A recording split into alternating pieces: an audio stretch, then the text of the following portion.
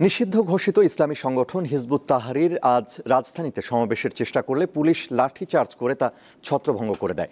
দুপুরের দিকে সংগঠনটির নেতাকর্মীরা জাতীয় মসজিদ বাইতুল মোকাররম এলাকায় জড়ো হওয়ার চেষ্টা করলে আইন শৃঙ্খলা রক্ষাকারী বাহিনীর সদস্যরা চড়াও হন। আটক করা হয় বেশ কয়েকজনকে।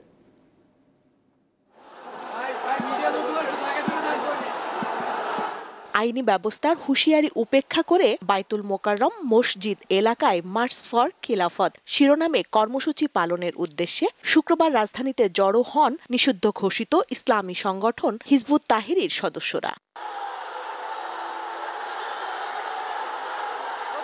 পুরানা পল্টনে পুলিশ তাদেরকে বাধা দেয়, কিন্তু তারা তা উপেক্ষা করে বিজয়নগর মোড়ের দিকে এগিয়ে যাওয়ার চেষ্টা করেন।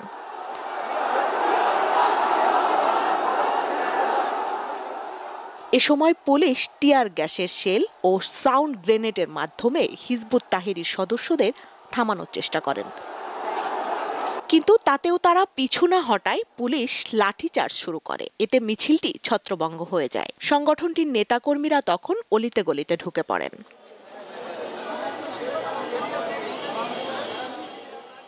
কিছুক্ষণ পর আবার সংগঠিত হয়ে তারা পল্টন মোড়ের দিকে আসতে থাকেন। এ সময় পুলিশ সাউন্ড গ্রেনেড ছোড়ে, তখন মিছিলটি আবার ছত্রভঙ্গ হয়ে যায়। পুলিশ ধাওয়া দিয়ে মিছিলে অংশ নেওয়া বেশ কয়েকজনকে আটক করে।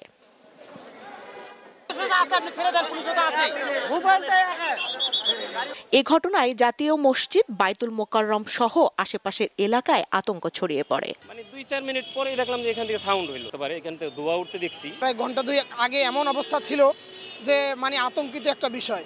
নিষিদ্ধ ঘোষিত সংগঠন হিজবুত তাহরীর এই কর্মসূচির ঘটনায় ক্ষোভ প্রকাশ করেন কেউ কেউ। ওই ইন্ডিয়া একটা গ্রুপ, সে বাংলাদেশে এসে আজকে বর্তমানে বিশৃঙ্খলা এবং কি হানাহানি যে শুরু করছে, এটা আমাদের মনে হয় এই যে ইসলামীতে এটা গ্রহণ করে না।